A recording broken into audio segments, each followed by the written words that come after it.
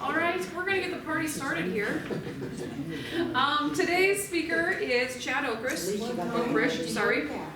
Chad is a professor at Montana Tech, an author, photographer, and singer-songwriter from Butte. He will be speaking about his new book, Wisdom River, Meditations on Flyfishing and Life Midstream. And if I recall correctly, it's coming out September, so it's not quite out yet, but you'll be able to get your hands on a copy soon. So, welcome, Chad. I did include, we ditched it here, a copy of the book that we can pass around so that you can thumb through.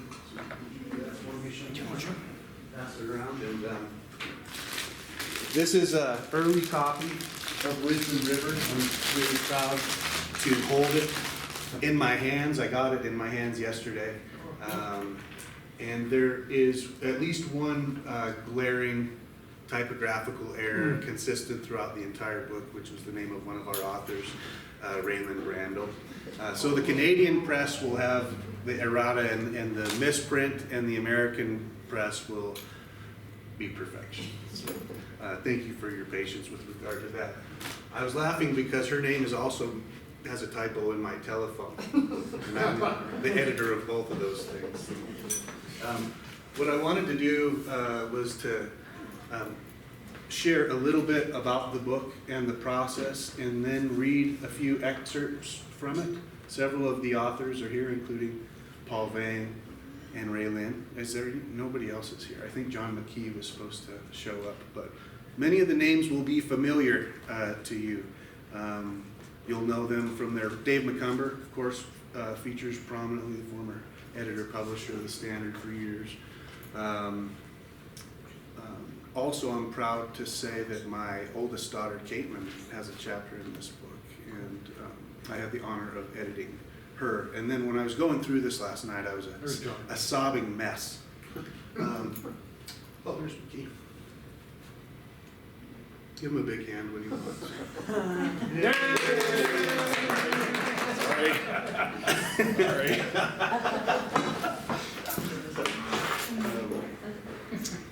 Yes, yesterday was her birthday, and I was reading this chapter that she wrote, and it's really quite beautiful in many ways. I'm proud not only as a father, but as a teacher, and I'd like to share some of her words. This book kind of breaks the mold. Typically, it's not merely a fly fishing book, and when it was conceived and pitched, I was trying to pitch the publishing house the idea that a lot of contemporary conversations. Hey, Mr. Peters, how are you? Start already? Yeah, come on in. We're on time? Yeah. No, you're late. A lot of people who are attracted to the sport of fly fishing are bookish. They like to read, they collect books, there's a enduring literature associated with fly fishing, but a lot of what I've seen over the last several years is the equivalent of what I call trout porn, which is everybody is showing the biggest, brown trout that they've ever caught, and everybody is catching these giant fish all over the place, and nobody's really sharing words anymore. So I wanted to focus on stories, and I wanted to focus on not fly fishing as such, but fly fishing as a way to come to understandings about life. Therefore, the title, Wisdom River, Meditations on Fly Fishing and Life Midstream, I think gets straight to the heart of what we were trying to do here. And it also should be noted, as John McKee walked in, that not all of the chapters are fly fishing centric. At least two are not. My daughter Caitlin's is about osprey, but also touches on fly fishing. And John's, which is explicitly written in very John McKee-like way, is to be kind of the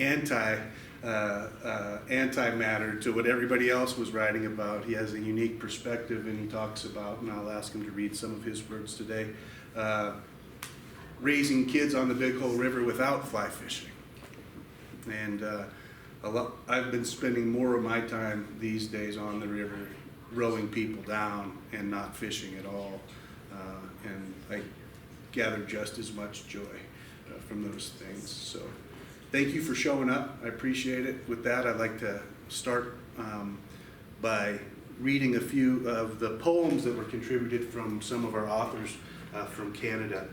This book breaks the mold a little bit in that it's not just essays. It's essays and chapters. Sorry, I should move so much. Essays and chapters. There are poems. There are recipes. In the end, the co-editor and publisher snuck in some dad jokes that I didn't know were going to be there, and as I was reading them, I was really thankful for that. How do you tell a dad joke? How can you tell a joke's a dad joke? Response. It's apparent. That's That was the one that got me. It was in there. I was like, okay, we could keep this section. So there's beautiful photography throughout the book. It's more than kind of sitting down to read a series of fly fishing essays. So I hope you all will get a chance to explore it. And many of the themes, again, like a river runs through it, fly fishing features it as a thematic element, but mostly to tell human stories. So I hope you enjoy it. I think the best way to start is for me to read the introduction that the two editors, Larry and I, wrote together. And that gets to the heart of it. We've labored over it for a long time, so I might as well stop blabbering.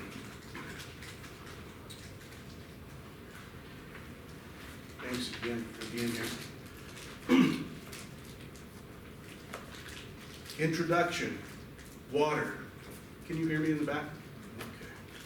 By Larry Kapustka and Chad Okrusch. Water is precious, essential for life, and inspirational. We are drawn to rivers and lakes not just for the basic needs of survival, but also for recreational and spiritual replenishment, a calming of our psyche, an opportunity to encounter nature in all its glory. The motion of water can be mesmerizing, whether the turbulent flow over cataracts or the soothing flow in a deep pool. When one is on the water, the chance encounter with brother bear, a timid fawn, or a soaring osprey builds everlasting memories. Even though the water that flows in streams and rivers represents a mere 1,000% of all of the Earth's water, it plays an outsized role to most of us. While one can feel the energy of the sun and hear the wind shake quaking aspen leaves, there is something about struggling to stand firm in the onrush of moving water as it works its way downstream that makes the Earth's energy palpable in a singular way. The magic of flowing water and animals that reside in streams and rivers is the source of inspiration for this collection of stories and poems. The authors bring together a richness of experiences, some drawing life lessons gained from being knee-deep in flowing water. Many stories focus on fly fishing for trout, but like Norman Maclean's A River Runs Through It, the act of fly fishing is merely a vehicle to tell deeper stories. We open with Jim McLennan's tribute to esteemed fly fishing experts who wrote eloquently about the blue ribbon trout streams of Montana that compelled mostly boys and young men to dream of the day they would ply these magical places. As Jim tells of his journey, one is led to conclude that there are other places, other rivers that yield larger and more trout than the revered Montana streams. Yet, the aura that surrounds the iconic Montana rivers prevails. This theme returns in the memories shared by Chris Pybus and David McCumber. A common thread that emerges from all the authors, even those who focused on the art of fly fishing, is that time on water evokes much more than landing a beautiful cutty, bull, brook, or brown. There are echoes of John Denver's serenity of a clear blue mountain lake in the poems of Doc Mell and Doris Daly. There are stories and essays by Pat Monday and poems by Doc and Doris of precious natural resources lost to greed and arrogance. There are also hopeful expressions in the story about Iris, a resident osprey, by Caitlin Okrusch. There are poignant love stories recounted by Kayla Lappin, Paul Vang, Jerry Kustich, David McCumber, and John McKee. each linked to adventures on streams. Beyond life's lessons shared in these tales, there are suggestions for your next dining experience with recipes for the rivershore campfire or for elegant dining room table spreads. The stories told in this book are drawn from Alberta to Montana, with a photography gallery of images by Tim Foster from Nova Scotia, artwork by Tyler Rock, additional photos by Mike Forbister, and chapter headings, drawings by Rich Thoreau provide depth to the production. Wisdom River is both real and imagined, a metaphor that draws in precious memories and inspirations. The real place shown on the maps as the Big Hole in Montana was initially named Wisdom River in 1806 by Lewis and Clark, who were commissioned by Thomas Jefferson to find a water route to the Pacific Ocean. Wisdom rivers exist everywhere. Wisdom rivers exist wherever we are learning on their banks. The Tigris and the Nile, the Columbia and the Amazon, the Mackenzie, the other Mackenzie, and the Bow, all are wisdom rivers. Every headwater stream, every fish, willow, and rock creek brings wisdom. Most of the work herein was inspired by fishing for trout. Sometimes the fishers are fly fishing. Sometimes they're fish hawks. In at least one chapter, there is no fishing at all. And that's from Larry and I introducing the book. Hopefully that gives you a broad view of what it is that we were trying to do here. Are there any questions at this point? Feel free to kind of sprinkle them in. I think we have an hour together is typically what we do here. Hopefully I won't put you to sleep.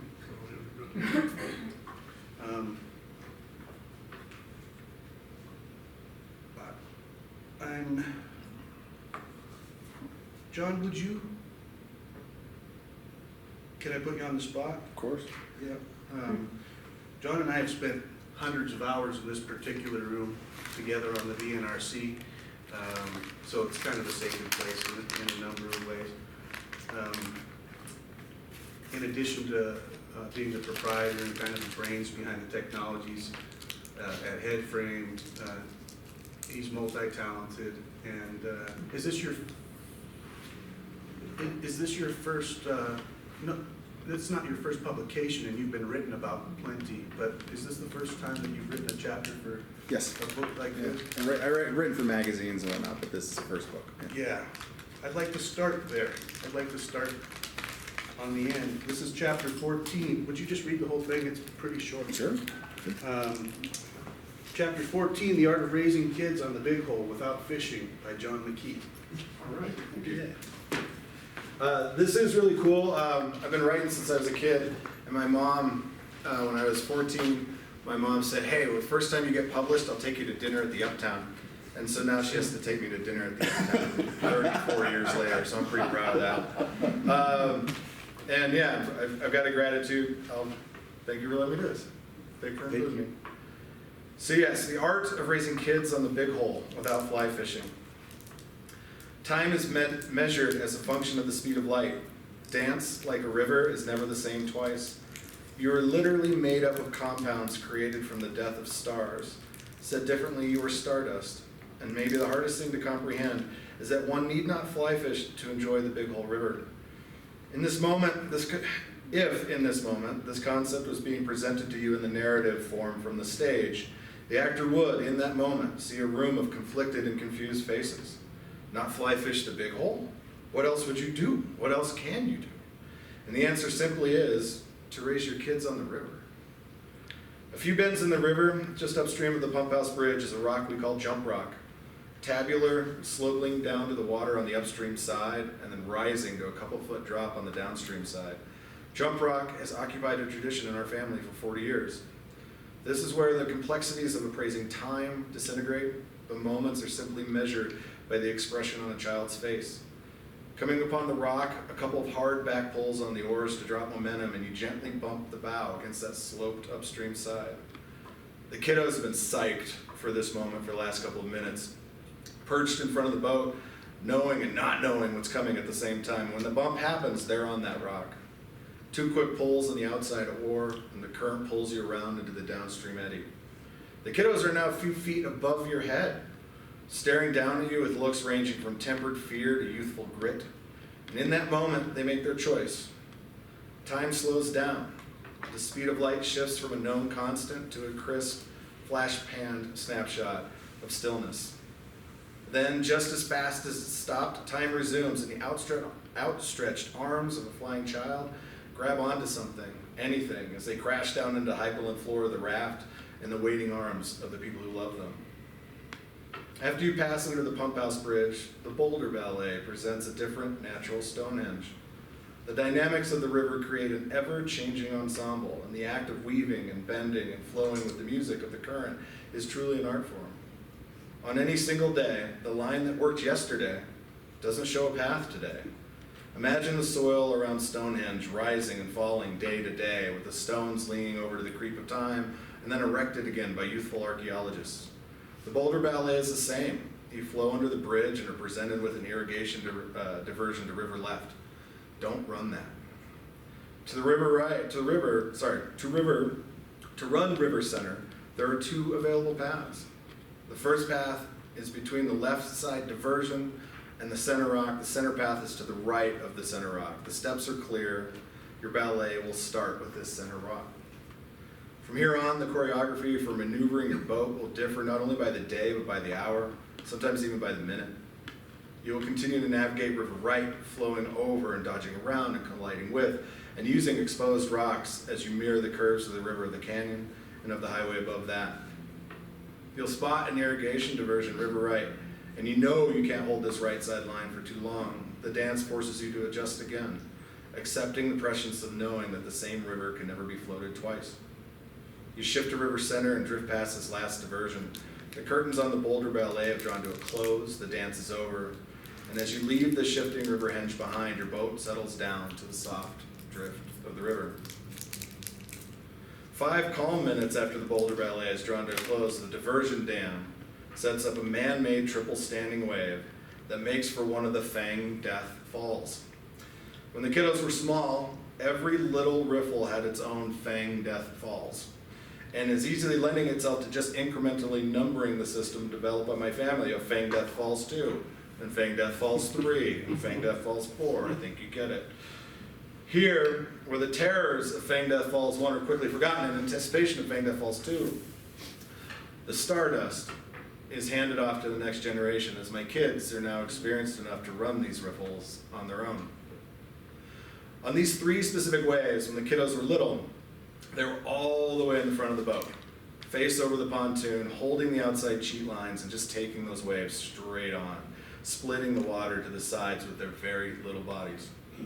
And as they grew, they began running this specific Fang Death Fall, sitting in the pilot's seat with a hovering dad on the cooler, vigilantly ready to help with the oars. And then finally, the stardust of growing up on a river filters down, and you're watching from a second trailing boat as your son pushes into the third wave. He's run this line in his mind 1,000 times. He's already moved his passenger to the back of the boat.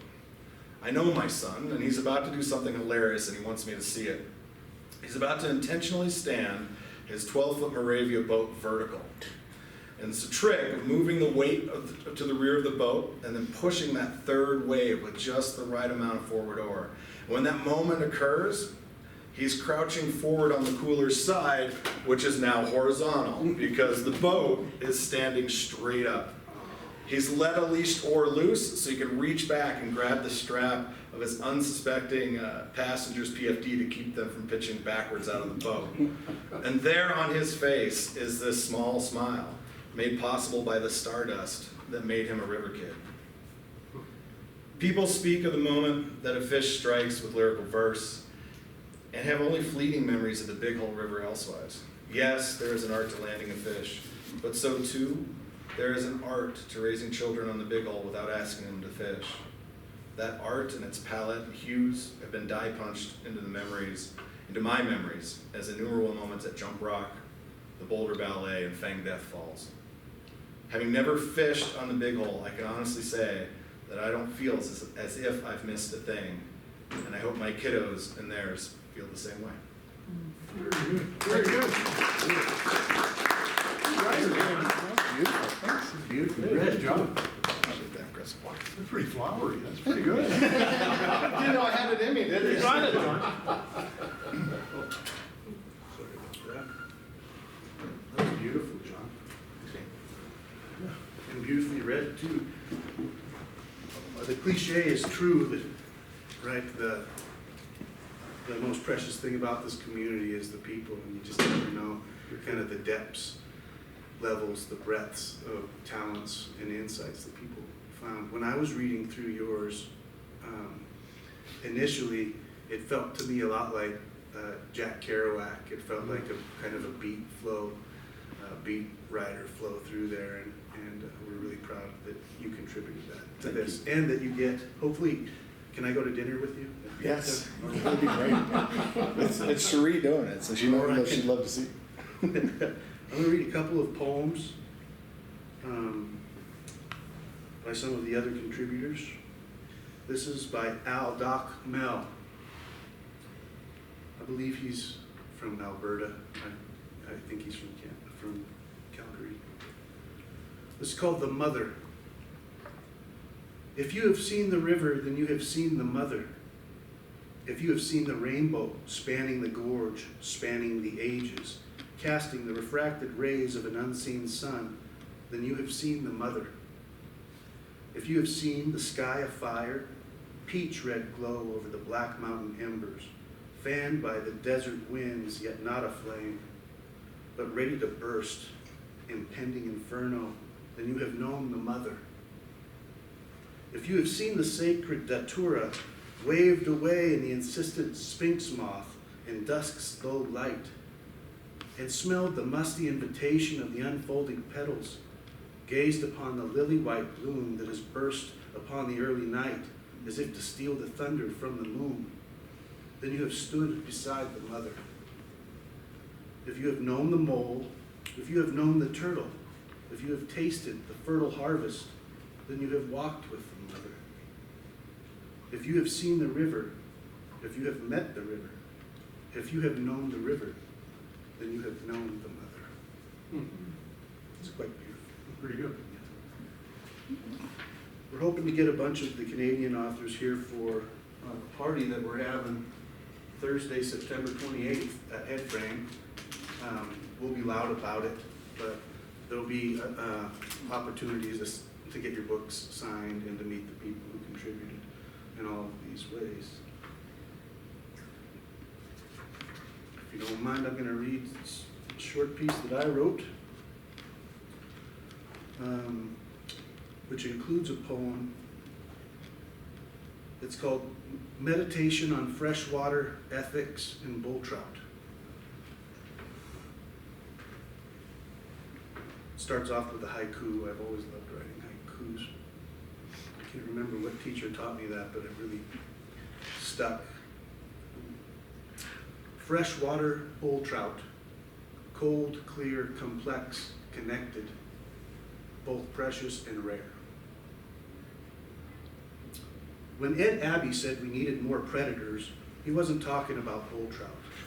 He was talking about charismatic megafauna, grizzlies, wolves, cougars, and such. But I like to think that if Ed Abbey ever watched a 30-inch bull trout devour a wounded spring run Chinook salmon or a runt gosling, he'd have included this voracious predator on his list of species we need more of. By 1999, bull trout made a different list, the list of threatened and endangered species. In Montana, the Flathead Basin, biologists counted 1,152 bull trout in 1982. By 2023, the population had declined to 493. In Alberta, despite the fact that the bull trout is the protected provincial fish emblem, they are classified as threatened under the Wildlife Act.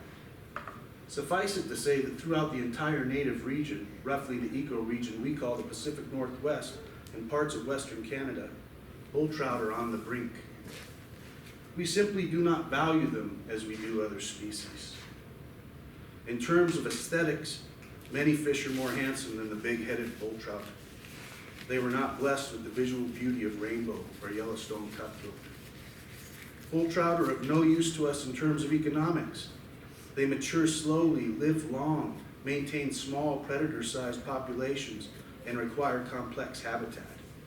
In short, humans have little regard for bull trout because they can't be mass-produced in the machinery of industrial hatcheries. Many anglers trained in utility still consider bull trout a trash fish because they are piscivores. They eat other valuable fish, like exotic summer runs of salmon. Once upon a time, fishing guides on Oregon's McKenzie River caught and killed bull trout for the good of the river. They hung them from bridges and barbed wire fences like coyotes and encouraged others to do the same. But bull trout have value beyond human notions of aesthetics, economics, or utility. They have what Aldo Leopold called intrinsic value, value in and of themselves. They have value just because they are. Ecology has provided us yet another way to value bull trout as an indicator of robust systems. Among all salmonids, bull trout may require the most pristine environment. Those who know refer to the bull trout's habitat needs as the 4 C's: cold, clear, complex, and connected. Bull trout are thermally sensitive and live in streams that run clear and cold. They require complex habitat, lots of cover, large woody debris, boulders, undercut banks, and gravel spawning beds. They need riffles, runs, and pools. And in order to continue existing, bull trout populations must be connected. Most are not. 1/10,000th of all water on Earth moves over land as rivers. Of all the river systems in the world, few are cold, clear, complex, and connected enough to support populations of wild bull trout. Even fewer exist in the bull trout's native range. We ought to value these places and these fish for no other reason than they continue to exist in spite of us. Rivers sustain us, humans and bull trout, regardless of how beautiful we are, or how much we contribute to the economy, or how useful we may be. In the grand scheme of things, our value is derived not from these factors, but from our very existence and from the sacred roles we play in natural systems. And that's that. Cool. Thank you. Yes, sir. Are there any questions or comments at this point? I feel a little naked up here reading like this. It's not, I'm always playing music and singing. You can hide behind a song. As a professor, I know what I'm talking about, so I can sit there. But when you're just reading your own words in front of people, that's a different kind of vulnerability.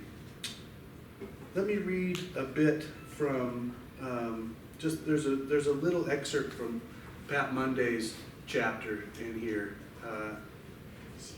that makes me smile. And then I would ask if Raylyn might read some from her beautiful chapter. Cool? You find Pat's. And then I'll finish with Caitlin, and you guys can move on, get on with your lives. Let's see here.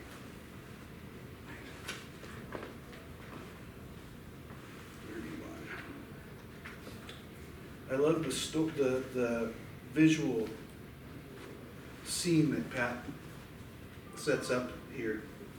I'm going to skip his introduction and go right to the scene. In the beginning, it was In the beginning, it was like a cartoon about fishing. Grandma bent a small brass safety pin into a hook. Gramps cut a finger-thick willow to serve as a rod, and Uncle Jim found a length of string in his glove box. There were no rocks to be turned over for worms at Presque Isle State Park, so a piece of wiener became the bait. I could see bluegills swarming in the shallows of the pond near the pavilion that held our family reunion. It was summer in a few weeks, and I would turn 4 years old, and I caught my first fish. I still remember screaming in surprise as the bluegill's dorsal fin spines pierced my tender palm. No one paid much attention to a child's pain in the 1950s, but Uncle Jim did cut the top off a milk carton so I could bring the fish home. Grandma cleaned and cooked it for me the next morning, and because Uncle Jim had told me the fish's belly was orange because it had an egg inside, I was convinced that fried eggs, sunny side up, Grandma served me, came from the bluegill. Oh, cool. That's how it began. Fishing has been an important part of my life since that time, beginning with sunfish and horn days, and by age 8, graduating to trout. Gramps and his friend Bernard Dutka had a good sense of priorities. Once or more each week, from spring through summer, they would close up Bernie's truck repair shop for an early or for a late afternoon, early evening of trout fishing. Happily, closing time usually coincided with the end of my school day. Later, as a teenager, I sometimes skipped school with friends and we would hitchhike to and from the nearby trout stream. In junior high school, my friend Jeff Armstrong and I joked how important it was to break up with your girlfriend in early April before the opening of trout season. By high school, I learned to date only girls who had the patience for fishing and tolerance for mosquitoes. His chapter carries on and continues, but he's really painted a beautiful picture about his early fishing experiences in life. It's an honor for me to include Pat because Pat was my mentor and tormentor as an undergraduate student. Through time, he was my master's advisor, and then at one point I became his department head, and we've been colleagues ever since, but we also have spent many wonderful hours fishing together, so hopefully he'll be able to attend the next gathering of authors. Are you ready? Sure. Last night, in preparation for this, it's going to sting a little when you see your name. This one. How much do you think? You pick. I don't think it's pretty long, but is there a particular section of it? I think the whole thing is beautiful. Just read. Just, Okay. yeah, just read. Tell a story. As I was preparing for this last night, I was just bawling my eyes out with joy for all of the beautiful pieces that people wrote. And Ray Lynn's is one of them. Okay, so his river teachings. Water flows and everything changes. Water flows over, under, and through Earth's landscapes, carving jagged, edged mountains and shaping smooth, high valley refuges through millennia. The vast plains of Earth where water runs slowly are braided with the deposition from the mountains, seeding the land with nutritious soil that feeds the planet's life forms. The deepest canyons are carved from the torrent of waters running each spring, making their transformation from ice to river to ocean, carrying with them the Earth's crust, moving it from mountain to coast. Water shapes all of life on Earth, making itself essential and adapting all forms of life to its power. And so it is with us humans too. Water shapes us, defines us, inspires us, sustains us. Without it, we die. What wisdom does water hold for us? What lessons are available to us as we reflect upon the awesome power and beauty of water, and specifically its movement? Growing up in Montana, I think I knew what a watershed was in the same way that a fish understands water. I didn't have vocabulary or description for my home other than it just is. Much the same as I assume fish know water, just as it is. I knew that water moves from the mountains to the rivers as readily as I knew my own name.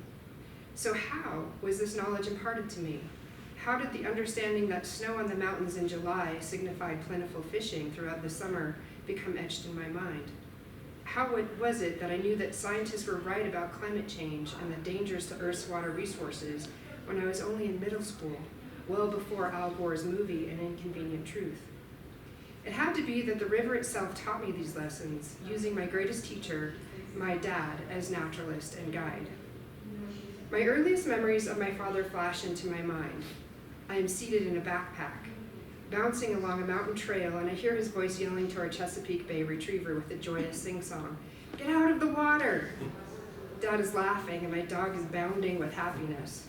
My memory is not clear, but rather a collection of colors and the feeling of joy rising in my belly. I smile to myself as I think back to how many miles he must have trudged with me strapped to his back. We have photos of us during these days, and he relays the stories of the high mountain lakes as we visited, father, daughter, and dog. My mother laughs that she always stayed below in the campgrounds while he hiked with me for miles. According to them, I never complained or cried while on the backpack. But had he tried to go without me, there would be a wailing to chill the bones of the dead. The water was calling to me even at this early stage. Water has an energy to it. Its power and might niggles at my ankles when I step into the river. Dad always reminds me to be careful and respectful of the water, as its energy can sweep me downstream in a heartbeat. I find that I'm renewed by this energy, that the moment I step into the river, my worries and cares also wash downstream. I feel the gentle sway of the river against my legs, and as I hang my hand into the water before I load the fly rod for the first cast, suddenly my heart lifts and I have forgotten the fatigue of the day. The morning my father died, I was shocked and speechless. I found him in his kitchen, the giant hulk of a man lifeless on his floor, taken by a heart attack. My rock, my protector, the one whose wisdom and teaching I relied upon for all my days was gone. Who would show me the ways of life? Who was my mentor and teacher now? I sobbed on his chest as I waited for the funeral home personnel to come and take his body, and at one point I laughed out loud, with tears streaming down my face. Strange how inappropriate humor strikes in times of great angst. I was laughing because when I was little, I was certain that his life would be taken by a river.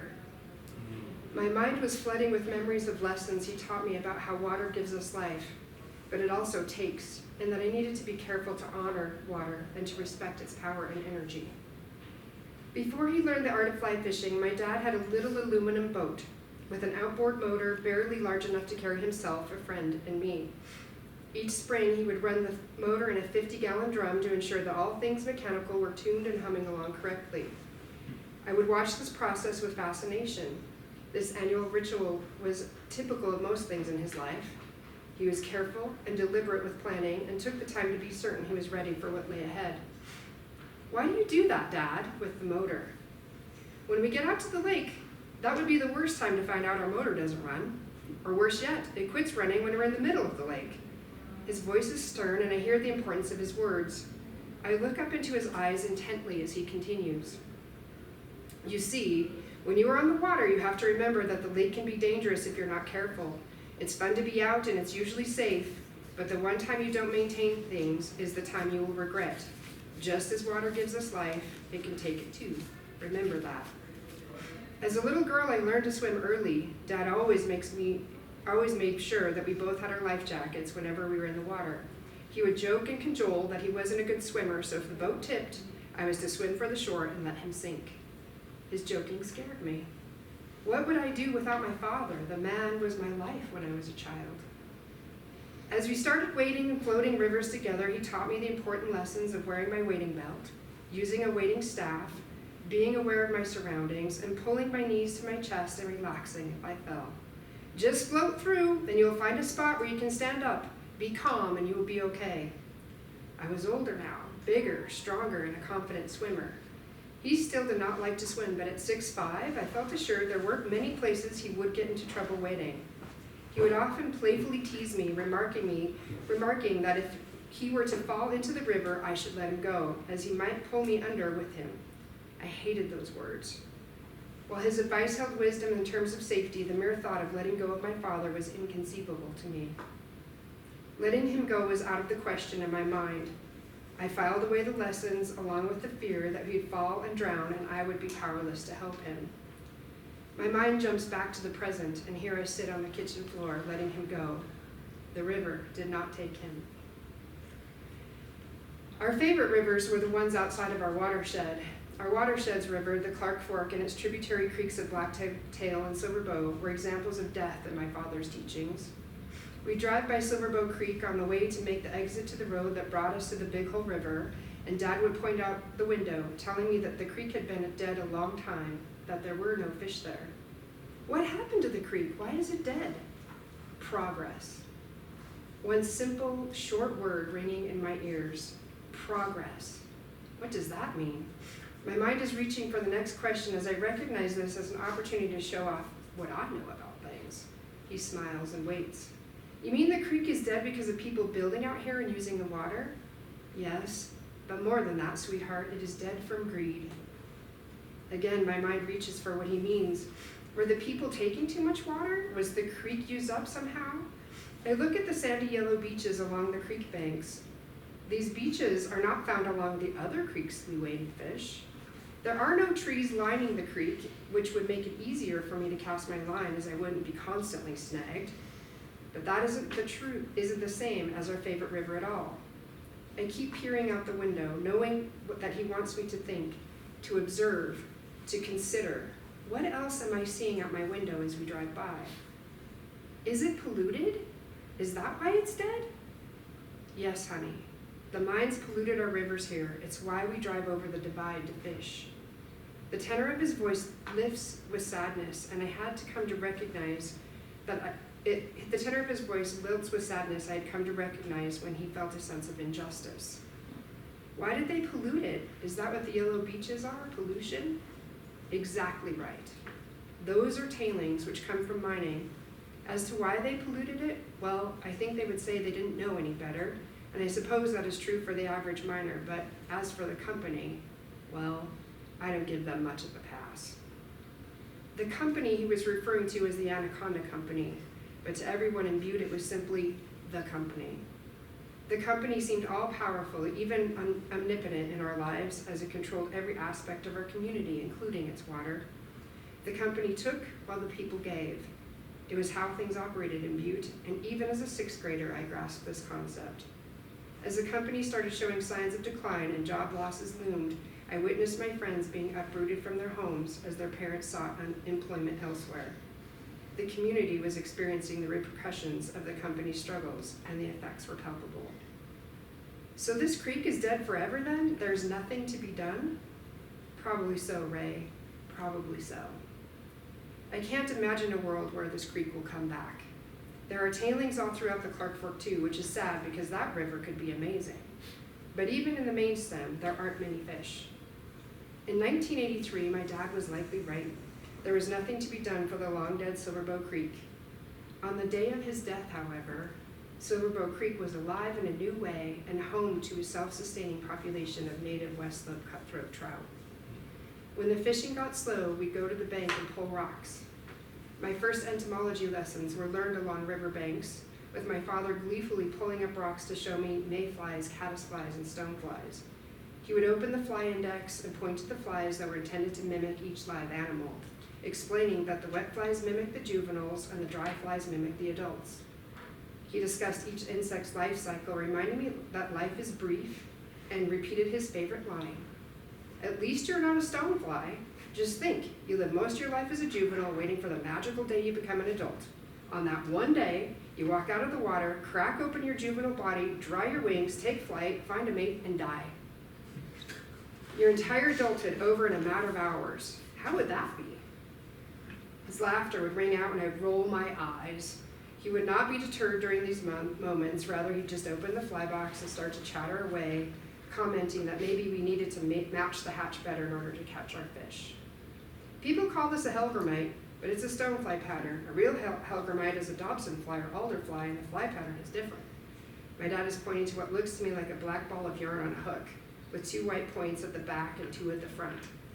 He is pulling other flies and chatting away about what pattern matches what fly. I'm mildly interested, but my teenage thoughts are on my friends, and I'm thinking, how long will we be here? He must sense my impatience as the next set of metaphors come rolling out of his mind. Again, I'm patiently impatient. But the water feels good, and I enjoy my father when he is happy and sharing his knowledge. I know you think that life is going too slow, that it will be forever before you are grown up and on your own, but that isn't true. Think about the river as a metaphor for time. Some days seem to pass in a flash like the rapids. Others are slow and easy, almost standing like the deep pools.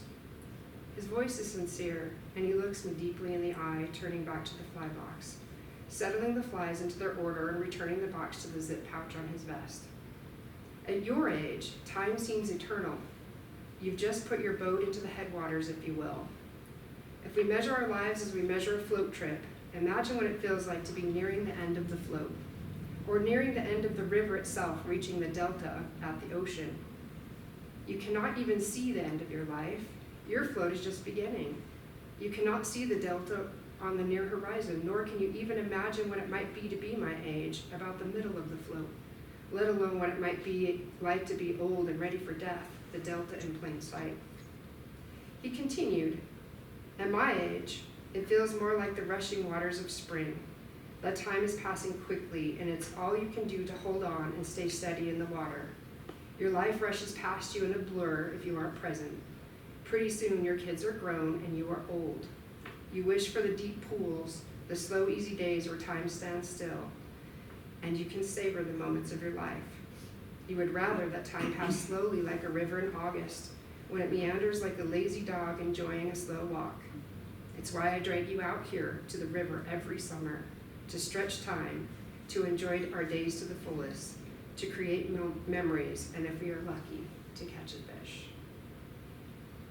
There's more, it goes on, but I think I'll end there, and I appreciate you spending a little bit of time with me. This story came within weeks after my father passed, so it was a huge gift to me that Chad asked me to do this, and for that I'm forever grateful. How good of a fisherman are you? What's that? So how good of a fisherman? I'm an excellent fisherman. I just stand in the water.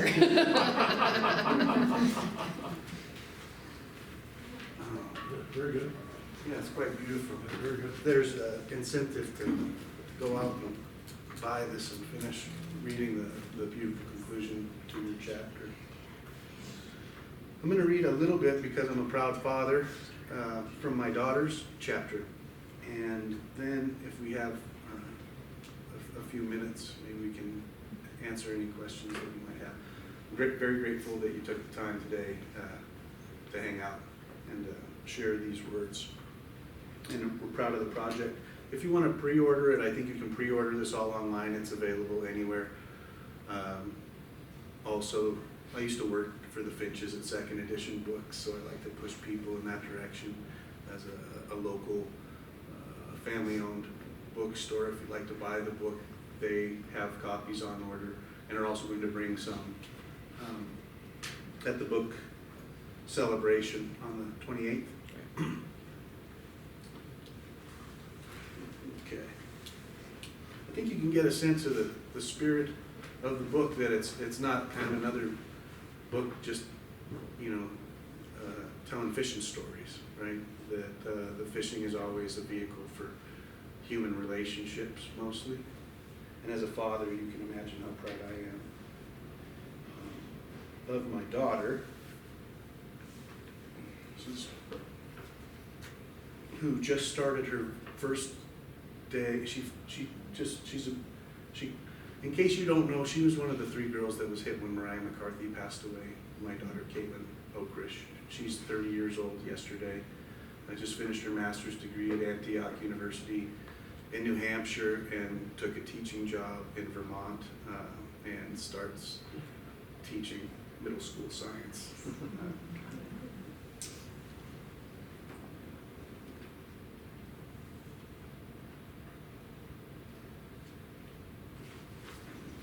I'm not going to read, there won't be time to read the whole story, but you'll get a sense of this as well. Chapter 2, Waiting for Iris by Chad Okrusch. Many of us have a deep and unexplainable relationship to the places we come from. At certain moments, home pulls us closer. At others, it pushes us away. This tension between push and pull felt real as I packed up my belongings to leave my Montana home. I was flying 2,500 miles east to attend graduate school in New England. As I soared through the sky, I wondered what Iris was feeling at that moment. We were both starting journeys into the unknown that very August day, and I found some comfort in that. It also helped me knowing that Iris and I always returned to our Montana homes. Iris is a river hawk, an osprey. She has summered in Hellgate Canyon along the Clark Fork River near Missoula for about 25 years, which makes her one of the oldest documented living ospreys in the world. She has raised each of her many offspring in the canyon and is a fierce mother and survivor. She lives near the precise junction of great trout rivers Norman McLean knew so well, and is also known to be an excellent fisher. The unique speckling in her left eye accounts for her name. Every spring, people far and wide wait to see if she will return to her nest for yet another year. Ospreys are commonly referred to as fish hawks, sea hawks, or river hawks. They're often confused with gull-like birds due to their angled wing silhouette, plumage coloring, and association with water. However, osprey are raptors, specifically hawks. Ospreys are birds of prey like other hawks, owls, eagles, and vultures. Their razor-sharp talons, forward-facing eyes, and pronounced hooked bills are adapted to hunt, kill, and eat meat. Most raptors eat smaller birds, rodents, reptiles, and carrion. Ospreys almost exclusively eat fish. They are one of 6 bird species found on every continent except for Antarctica, in part because they're excellent fishers and can eat both fresh and saltwater fish. Where there are water and fish, there are probably ospreys. She continues what I consider to be a really beautiful natural history lesson on osprey for several pages, but there's a part in here that reminds me of some of what you wrote that I would like to read. Let's see.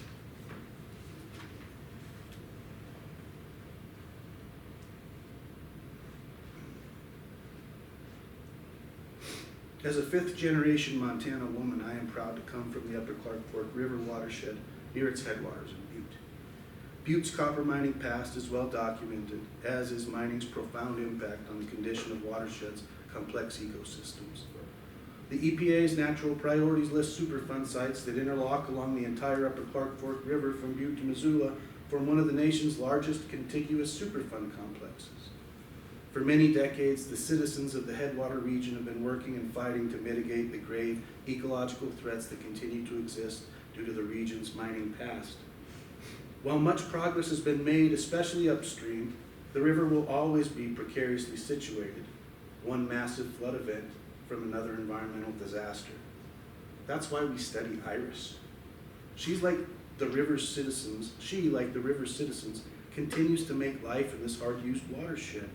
We can learn from her experience. The Upper Clark Fork and Big Hole Rivers are both about 20 miles from Butte, separated by the Continental Divide. The Big Hole flows into the Jefferson, then into the Missouri, and eventually into the Mississippi before contributing its flow to the Gulf of Mexico. The Clark Fork of the Columbia eventually makes its way to the Pacific Ocean. Growing up in Butte allowed me to split time on both watersheds and note their often marked differences. The Big Hole ecosystem has its own challenges, but has remained relatively pristine when compared to the Upper Clark Fork. But as a kid, I remember seeing osprey along the rivers. It's the same now, with populations of ospreys thriving on both the Big Hole and Clark Fork. In spite of the obvious differences between these rivers, it is a hopeful sign that fishhawks can survive on both. As a Montana woman and an admirer of birds, I take Iris and osprey as an example of inspiration and strength. She is my muse. I am thankful that we are connected together through our home watershed. Like Iris, even though I left home, I'm called to return someday. Every year that Iris returns is a year of celebration. She has allowed us to deepen our knowledge and connection to our freshwater ecosystems. Iris was last seen on her nest August 20th, 2022, the exact date I flew from Montana to New England.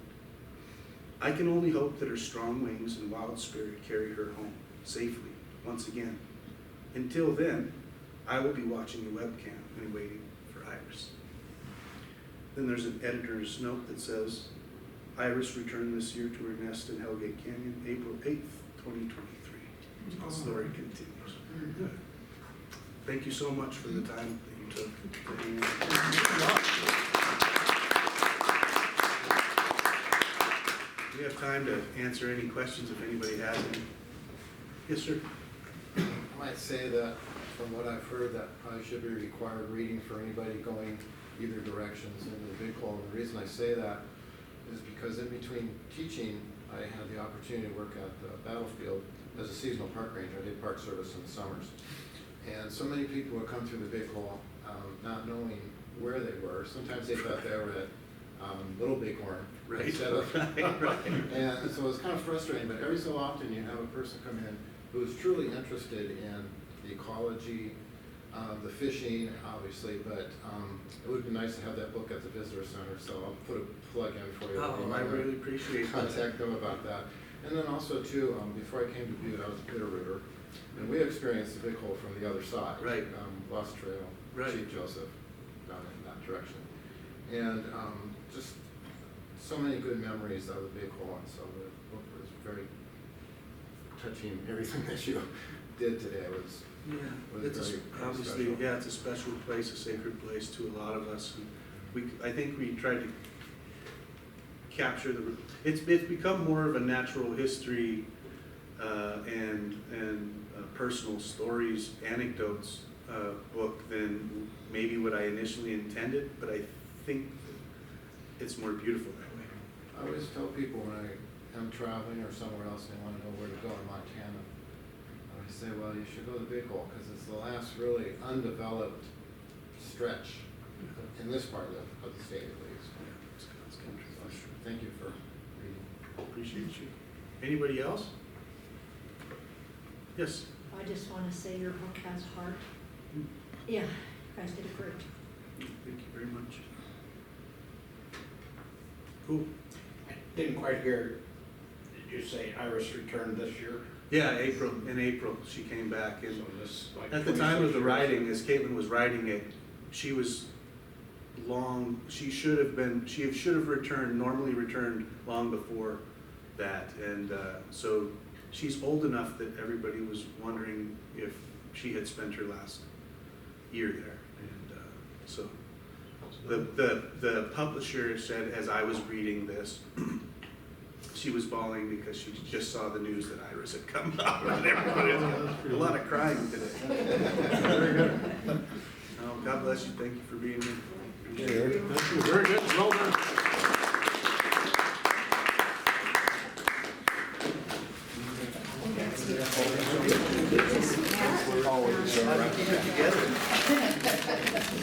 I don't know.